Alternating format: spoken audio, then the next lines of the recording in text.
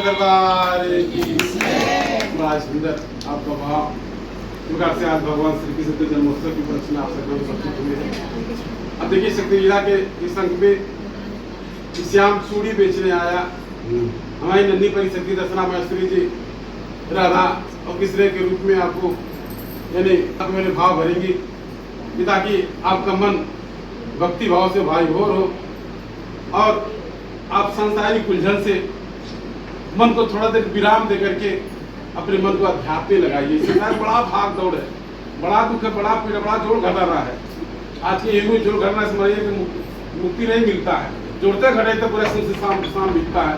इसलिए भक्ति आया, भक्ति करने से मन को विराम मिलता है। कुछ देर तक मानो बैठ के पूजा पाठ करता है, आराधना करता है, आरती करता है, उतने देर दिमाग को विश्राम मिलता है। इसलिए ये बैटरी चार्ज हो जाता है, यानी अध्यात्म के माध्यम से अपने जो लो बैटरी हो जाता है वह चार्ज हो जाता है, फिर से मन दौड़ने लगता है, सब क्रियाकलाप करता है।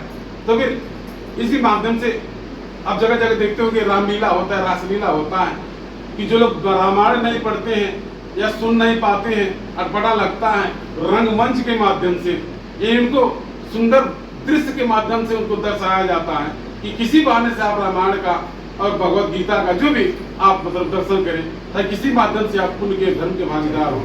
अभी देखिए कि श्याम चूड़ी बेचने आया, किस प्रकार से श्याम चूड़ी बेचने आते हैं, आप देखते हैं।